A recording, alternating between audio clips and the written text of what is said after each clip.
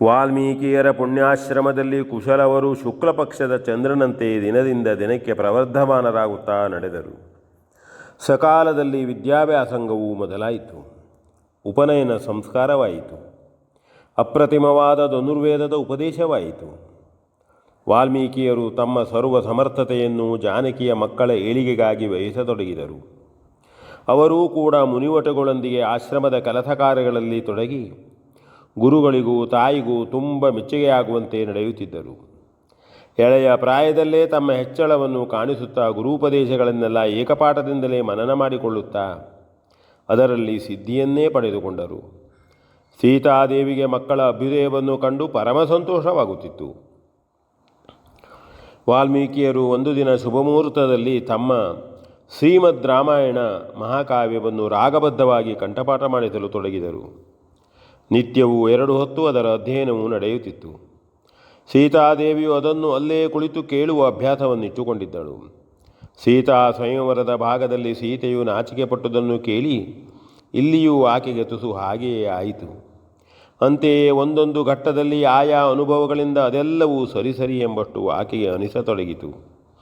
ಇದನ್ನು ಕೇಳುತ್ತಾ ಸಿಂಹಾವಲೋಕನ ಕ್ರಮದಿಂದ ತಮ್ಮ ಜೀವನವನ್ನೇ ಇಣಕಿ ನೋಡುವಂತೆ ಆಕೆಯ ಮನಸ್ಸಿಗಾಗುತ್ತಿತ್ತು. ತಾವು ಅನುಭವಿಸೋದಕ್ಕಿಂತಲೂ ಹೆಚ್ಚಾಗಿ ನಾವು ಅನುಭವಿಸಿದ್ದನ್ನು ಕಾವ್ಯದಲ್ಲಿ ಕೇಳಿ ಕೇಳಿ ಆಕೆಗೆ ಅದೇ ಅನುಭವವು ಮತ್ತೊಮ್ಮೆ ಆಗತೊಡಗಿತು.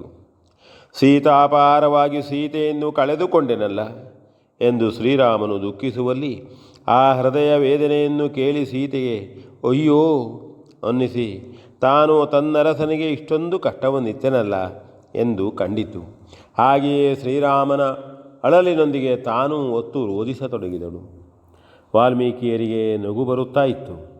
ಅದನ್ನು ಕಂಡು ಆಕೆಯು ನಾಚಿ ತಲೆ ತಗ್ಗಿಸಿದಳು.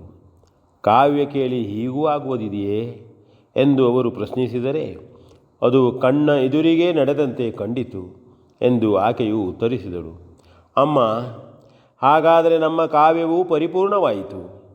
ಇದೇ ಕವಿಯು ಬಯಸುವ ಅತ್ಯಾನಂದವು, ಆತ್ಮಾನಂದವು ಎಂದು ವಾಲ್ಮೀಕಿಯರು ಹೇಳಿ ತಮ್ಮ ಕಣ್ಣೀರು ರಸಗೊಂಡರು. ನಿತ್ಯವೂ ಇದೇ ರೀತಿ ಕಾವ್ಯ ಪಠನವಾಗುತ್ತಿತ್ತು. ಸೀತೆ ಕೇಳಿ ಕೇಳಿ ಅನುಭವಿಸುತ್ತಿದ್ದಳು. ಅಂದು ತಾನು ಅನುಭವಿಸಿದ್ದ ಎಲ್ಲ ಕಷ್ಟಗಳನ್ನು ಇಂದು ಕಾವ್ಯಮುಖದಿಂದ ಕೇಳಿ ಮತ್ತೊಮ್ಮೆ ಅನುಭವಿಸತೊಡಗಿದಳು. ಹಾಗೆಯೇ ಒಮ್ಮೊಮ್ಮೆ ಆನಂದದಿಂದ ಮೈಮರೆಯುತ್ತಿದ್ದಳು. ಮಾತ್ರವಲ್ಲ, ಆ ಕಾವ್ಯದ 1-2 ಸಾಲುಗಳನ್ನು ತಾನೂ ಮೆಲ್ಲನೆ ಕಲಿತು ಹಾಡತೊಡಗಿದಳು. ಪತಿದೇವನ ಪೂರ್ಣ ಪ್ರೇಮದ ಪ್ರಸಾದವಾಗಿ ಮಕ್ಕಳಿಬ್ಬರು ತನ್ನ ಕಣ್ಣ ಮುಂದೆಯೇ ಬಾಲಲೀಲೆಗಳನ್ನು ಬೀರುತ್ತಿರುವುದು, ಪರಮ ಪವಿತ್ರವಾದ ವಾಲ್ಮೀಕಿಯರ ಪುಣ್ಯಾಶ್ರಮದಲ್ಲಿ ತಾನು ವಾಸಿಸುತ್ತಿರುವುದು, ಹಾಗೆಯೇ ಅವರ ಗುರೂಪದೇಶದಿಂದ ಧನ್ಯಳಾಗುವುದು ಎಲ್ಲ ತನ್ನ ಭಾಗ್ಯ ವಿಶೇಷವೇ ಹೌದೆಂದು ಆಕೆಯು ಅಡಿಗಡಿಗೆ ಆನಂದ ಪಡುತ್ತಿದ್ದಳು. ಆದರೆ ಒಮ್ಮೊಮ್ಮೆ ಪತಿದೇವನ ನೆನಪಾಗಿ ಕಿಂಚಿತ್ ದುಃಖವೂ ಆಗುತ್ತಿತ್ತು. ಆಗ ಶ್ರೀರಾಮನ ನಾಮಸ್ಮರಣೆಯಲ್ಲಿದ್ದು ಎಲ್ಲವನ್ನೂ ಮರೆಯುತ್ತಿದ್ದಳು. ಶ್ರೀರಾಮನು ಅಯೋಧ್ಯೆಯಲ್ಲಿ ಒಂದು ದಿನ ತಮ್ಮಂದಿರಾದ ಭರತ ಲಕ್ಷ್ಮಣರನ್ನು ಬಳಿಯಲ್ಲಿ ಕುಳ್ಳಿರಿಸಿಕೊಂಡು ತಮ್ಮ ಹಿರಿಯರ ನಡವಳಿಗಳನ್ನೆಲ್ಲ ನೆನಪು ಮಾಡುತ್ತಿದ್ದನು. ಅದೇ ಕುರಿತು ತಮ್ಮಂದಿರಲ್ಲಿ ಆಡಿಕೊಳ್ಳುತ್ತಿದ್ದನು. ಹಾಗೆಯೇ ಅನೇಕ ಪುಣ್ಯಪುರುಷರ ಚರಿತೆಗಳನ್ನು ಸ್ಮರಿಸಿಕೊಂಡು ಮುಂದೆ ತಾವೇನು ಮಾಡತಕ್ಕದಿದೆ ಎಂದು ಆಲೋಚಿಸುತ್ತಿದ್ದರು. ಯಾವುದಾದರೂ ಮಹಾಯಾಗವನ್ನು ಪೂರೈಸಿದರಾಗಬಹುದು ಎಂದು ಶ್ರೀರಾಮನು ತನ್ನ ಮನೋಗತವನ್ನು ವ್ಯಕ್ತಪಡಿಸಿದಾಗಲೇ ಲಕ್ಷ್ಮಣನು ಅಶ್ವಮೇಧವನ್ನು ಮಾಡೋಣ ಎಂದನು. ಭರತನು ಅದಕ್ಕೆ ಬೆಂಬಲವಿತ್ತನು. ಜ್ಞಾತಾಜ್ಞಾತ ಪಾತಕಗಳಿಗೆ ಪ್ರಾಯಶ್ಚಿತ ರೂಪವಾಗಿ ಹಾಗೆಯೇ ಶ್ರೇಯಸ್ಸಿಗಾಗಿ ಅದೇ ಉತ್ತಮವೆಂದು ಆ ಮೂವರು ಕೂಡಿ ನಿರ್ಣಯಿಸಿದರು. ಅಲ್ಲದೆ ಕ್ರಮದಂತೆ ಪೂಜ್ಯರಾದ ವಸಿಷ್ಠರನ್ನು ಸುಮಂತ್ರನನ್ನು ಬರಿಸಿಕೊಂಡು ತಮ್ಮ ಅಭಿಮತವನ್ನು ಮುಂದಿಟ್ಟರು. ಅವರೂ ಅದನ್ನು ಪುಷ್ಟೀಕರಿಸಿದರು. ಒಡನೆಯೇ ಪ್ರತಿನಿಧಿಗಳನ್ನಟ್ಟಿ ವಾಮದೇವ, ಜಾಬಾಲಿ, ವಾಲಕಿಲ್ಯರೇ ಮುಂತಾದ ಘನತಪೋಧನರನ್ನು ಬರೆಸಿಕೊಂಡರು. ಆ ಎಲ್ಲರ ಮುಂದೆ ಮತ್ತೊಮ್ಮೆ ಶ್ರೀರಾಮನು ತನ್ನ ಸಂಕಲ್ಪವನ್ನು ನಿವೇದಿಸಿಕೊಂಡನು.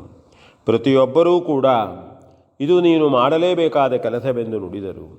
ಅಂತೆಯೇ ಇವರೆಲ್ಲರ ಆದೇಶದಂತೆ ಅವರ ಮುಂದೆ ಶ್ರೀರಾಮನು ಅಶ್ವಮೇಧದ ಸಂಕಲ್ಪವನ್ನು ಮಾಡಿದನು. ಕೂಡಿದ್ದ ಸಕಲ ಜನರು ಜಯ ಜಯವೆಂದು ಕೊಂಡಾಡಿದರು. ಭರತನು ಸಕಲ ಪರಿವಾರ ಸಹಿತನಾಗಿ ಬೇಕಾದ ಸಂಭಾರಗಳನ್ನು ತೆಗೆಸಿಕೊಂಡು ನೈಮಿಷಾರಣ್ಯದ ಗೋಮತೀ ನದಿಯ ಪುಣ್ಯ ಪ್ರದೇಶಕ್ಕೆ ಯಾಗಶಾಲೆಯನ್ನು ನಿರ್ಮಿಸಲು ನಡೆದನು. ದೇಶದಲ್ಲೆಲ್ಲ ಶ್ರೀರಾಮನು ಅಶ್ವಮೇಧವನ್ನು ಕೈಗೊಂಡನೆಂದು ಅತ್ಯುತ್ಸಾಹವೇ ಮೇರೆ ಮೀರಿತೊಡಗಿತು. ಜನರೆಲ್ಲರೂ ಪರಮ ಸಂತೋಷವನ್ನು ತಳೆದರು. ಅನೇಕ ಪುರಜನರು ಭರತನೊಂದಿಗೆ ಅತ್ತ ನಡೆದರು.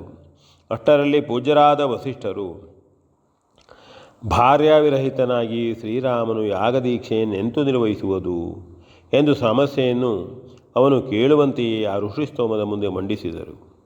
ಶ್ರೀರಾಮನಿಗೊಮ್ಮೆ ತಾನು ರಸಾತಳಕ್ಕೆ ಕುಸಿದು ಹೋದಂತೆಯೇ ಅನುಭವವಾಯಿತು. ಆದರೂ ಮನಸ್ಸಿಗೆ ದೃಢತೆಯನ್ನು ತಂದುಕೊಂಡು ಯಾವ ಮಾತನ್ನೂ ಆಡದೆ ಅಲ್ಲಿದ್ದವರ ಮುಖವನ್ನು ನೋಡುತ್ತಾ ಕುಳಿತು ಬಿಟ್ಟನು. ಕ್ಷಣಕಾಲ ಯಾರೂ ಯಾವ ಮಾತನ್ನೂ ಆಡಲಿಲ್ಲ. ಆಗ ಸುಮಂತ್ರನು ಸೀತಾದೇವಿಯರನ್ನು ಹುಡುಕಿಸಿದರೆ ಎಂದು ಮೆಲ್ಲಗೆ ಪ್ರಸ್ತಾವಿಸಿದನು. ಒಬ್ಬನು ಹೌದೆಂದಾಗಲಿ ಅಲ್ಲವೆಂದಾಗಲಿ ಆಡಲಿಲ್ಲ.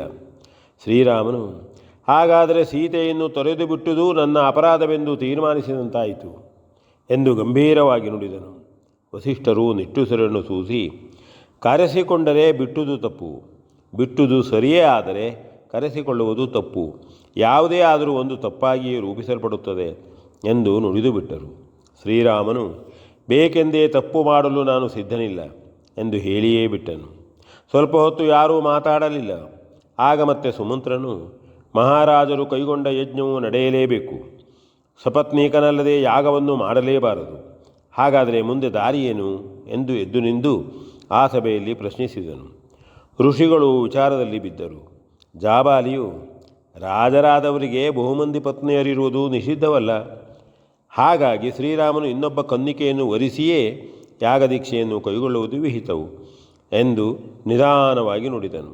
ಸುಮಂತ್ರನು, ಋಷಿಗಳು ಅಲ್ಲದೆ ಅಲ್ಲಿದ್ದ ಅನೇಕ ಮಂದಿ ಕೂಡ ಸಾಧು ಸಾಧು ಎಂದು ಆ ಮಾತನ್ನು ಪುಷ್ಟೀಕರಿಸಿದರು. ವಸಿಷ್ಠರು ಸೊಲ್ಲೆತ್ತಲಿಲ್ಲ. ಶ್ರೀರಾಮನಿಗೆ ಕಣ್ಣಂಚಿನಲ್ಲಿ ನೀರೂರಿತು. ಆದರೂ ಅದನ್ನು ತೋರಗೊಡದೆ ಎಲ್ಲರ ಮುಖವನ್ನು ದಿಟ್ಟಿಸತೊಡಗಿದನು. ಶ್ರೀರಾಮನ ಬಾಯಿಯಿಂದ ಏನು ಮಾತು ಬರುತ್ತದೋ ಎಂದು ಎಲ್ಲರೂ ತವಕಪಡುತ್ತಿದ್ದರು. ಲಕ್ಷ್ಮಣನು ನೆಲವನ್ನೇ ನೋಡುತ್ತಿದ್ದನು. ಸುಮಂತ್ರನು, ಪೂಜ್ಯರ ಅಪ್ಪಣೆ ಏನು ಎಂದು ವಸಿಷ್ಠರನ್ನು ನೋಡಿದನು.